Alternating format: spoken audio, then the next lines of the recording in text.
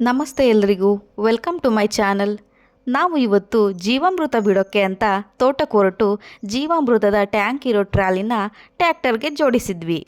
ನಾವು ತೋಟಕ್ಕೆ ಹೋಗೋ ಟೈಮಲ್ಲಿ ಬೋರ್ ಲೈನ್ ಕರೆಂಟ್ ಇರಲಿಲ್ಲ. ಸೊ ಮನೇಲೇ ನೀರು ತುಂಬ್ಕೊಂಡು ಹೋಗೋಣ ಅಂತ ಮನೇಲೇ ಟ್ಯಾಕ್ಟರ್ಗೆ ನೀರು ತುಂಬಿಸಿದ್ವಿ. ಹಾಗೆ ಜೀವಾಮೃತವನ್ನು ಕೈಯಾಡಿಸಿ ನೀರು ತುಂಬ್ಕೊಳ್ತಿದ್ವಿ. ಅಲ್ಲೇ ಟ್ಯಾಕ್ಟರ್ನೂ ಸಹ ವಾಶ್ ಮಾಡಿಕೊಂಡು ತೋಟಕ್ಕೆ ಹೊರಟ್ವಿ. ಹಸುಗಳನ್ನು ಸಹ ಜೊತೆಗೆ ಹೊಡ್ಕೊಂಡು ಹೋಗೋಣ ಅಂತ ನಾನು ಹಸುಗಳನ್ನು ಹೊಡ್ಕೊಂಡು ಹೊರಟೆ. ಇವರು ಟ್ಯಾಕ್ಟರ್ ತಗೊಂಡು ಹಿಂದೆನೇ ಬಂದರು. ಟ್ಯಾಕ್ಟರ್ ಸೌಂಡ್ಗೆ ಕೊಕ್ಕರೆಗಳು ನೆಲ ಉಳುಮೆ ಮಾಡಿದ್ರೆ ಹುಳ ಉಪಟೆಗಳನ್ನು ತಿನ್ಬೋದು ಅಂತ ಎಲ್ಲಿದ್ದರೂ ಟ್ಯಾಕ್ಟರ್ ಹಿಂದೆನೇ ಬರ್ತವೆ. ಈ ವಿಷಯ ಎಲ್ಲ ರೈತರಿಗೂ ಗೊತ್ತಿರೋ ವಿಷಯ. ಅದೇ ರೀತಿ ನಮ್ಮ ಟ್ಯಾಕ್ಟರ್ ಸೌಂಡು ಸಹ ಕೇಳಿಕೊಂಡು ಕೊಕ್ಕರೆಗಳು ಹುಳುಗಳನ್ನು ತಿನ್ಬೋದು ಅಂತ ನಮ್ಮ ಹಿಂದೆನೇ ಬಂದವು. ಆದರೆ ನಾವು ತೋಟಕ್ಕೆ ಟ್ಯಾಕ್ಟರ್ ತೊಗೊಂಡು ಬಂದಿದ್ವು ಜೀವಾಮೃತವನ್ನು ಬಿಡೋಕ್ಕೆ. ತೋಟಕ್ಕೆ ಬಂದು ಮತ್ತೆ ಒಂದು ಸಲ ಜೀವಾಮೃತದ ಟ್ಯಾಂಕ್ನ ತಿರುವಿ ಅದರಲ್ಲಿರೋ ಕಡ್ಡಿ ಕಸ ಎಲ್ಲ ತೆಗೆದು ಸಗಣಿ ಬಿಡೋಕ್ಕೆ ಶುರು ಮಾಡಿದ್ವಿ. ಕಡ್ಡಿ ಕಸ ಸಿಗಾಕ್ಕೊಂಡು ಅವಾಗವಾಗ ಟ್ಯಾಂಕ್ನ ಪೈಪು ಕಟ್ತಾ ಇರುತ್ತೆ.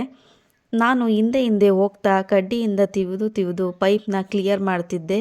ಹೀಗೆ ಜೀವಾಮೃತವು ಅಡಿಕೆ ಪಟ್ಟೆ ಗರಿಗಳ ಮೇಲೆಲ್ಲ ಬೀಳೋದ್ರಿಂದ ಒಂದು ವಾರದಲ್ಲೇ ಗರಿ ಎಲ್ಲ ಕೊಳೆತು ಗೊಬ್ಬರ ಆಗುತ್ತೆ. ಈ ಬೇಸಿಗೆಯಲ್ಲಿ ತೋಟಕ್ಕೆ ಎಷ್ಟು ನೀರು ಬಿಟ್ಟರೂ ಸಹ ಸಾಕಾಗಲ್ಲ. ಹಾಗಾಗಿ ನಮ್ಮ ಇನ್ನೊಂದು ಬೋರ್ನ ಮೇನ್ಸ್ ಕಟ್ಟಾಗಿತ್ತು. ಮೇನ್ಸ್ ಎಳೆದು ನೀರು ಬಿಡೋಣ ಅಂತ ಇದೆಲ್ಲ ಕೆಲಸ ಮುಗಿದ ಮೇಲೆ ಇವರು ಮೇನ್ಸ್ ಎಳಿತಿದ್ರು. ಮೇನ್ಸ್ನ ಅಡಿಕೆ ಮರಕ್ಕೆ ಕಟ್ಟಬೇಕಿದ್ದರಿಂದ ನಾನು ಟ್ಯಾಕ್ಟರ್ನ ಮುಂದೆ ಬಿಡ್ತಾ ಇದ್ದೆ. ಇವರು ಟ್ಯಾಕ್ಟರ್ನ ಮೇಲೆ ನಿಂತ್ಕೊಂಡು ಮೇನ್ಸ್ನ ಕಟ್ತಾ ಇದ್ರು. ಇಷ್ಟೆಲ್ಲ ಕೆಲಸನ ಮುಗಿಸೋ ಅಷ್ಟರಲ್ಲಿ ಮಧ್ಯಾಹ್ನ ಆಗಿತ್ತು. ಮತ್ತೆ ಹಸುಗಳನ್ನು ಇನ್ನೊಂದು ಕಡೆ ಕಟ್ಟಾಕ್ಬಿಟ್ಟು ನಾವು ಟ್ಯಾಕ್ಟರ್ ತಗೊಂಡು ಮನೆಗೆ ಬಂದ್ವಿ.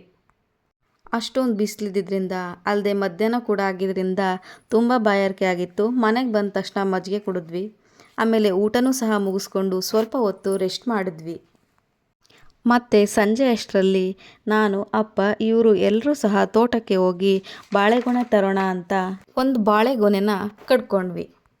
ನಮ್ಮ ತೋಟದಲ್ಲಿರೋ ಅವರೆ ಗಿಡ ಮತ್ತೆ ಚಿಗುರಿ ಹೂವಾಗಿ ಕಾಯಿ ಬಿಟ್ಟಿತ್ತು. ಇದೇನಪ್ಪ ಮತ್ತೆ ಅವರೆಕಾಯಿ ಅಂತಿದ್ದಾಳಲ್ಲ ಅಂದ್ಕೊತಿದ್ದೀರಾ? ಅವರ ಗಿಡ ಒಂದು ಸಲ ಸೀಸನ್ ಮುಗಿದ ಮೇಲೆ ಅದನ್ನು ಕಟ್ ಮಾಡಿದರೆ ಮತ್ತೆ ಎರಡನೇ ಸಲ ಚಿಗುರಿ ಮತ್ತೆ ಕಾಯಿ ಬಿಡುತ್ತೆ ಅನ್ನೋ ವಿಷಯ ಎಲ್ಲ ರೈತರಿಗೂ ಗೊತ್ತಿರೋ ವಿಷಯ. ಅದೇ ರೀತಿ ನಮ್ಮ ಅವರೆ ಗಿಡನೂ ಸಹ ಮತ್ತೆ ಕಾಯಿ ಬಿಟ್ಟಿತ್ತು. ಆ ಅವರೆಕಾಯಿ ಮತ್ತು ಬಾಳೆಗೊನೆ ಎರಡನ್ನೂ ಸಹ ತಗೊಂಡು ಮನೆಗೆ ಬಂದ್ವಿ.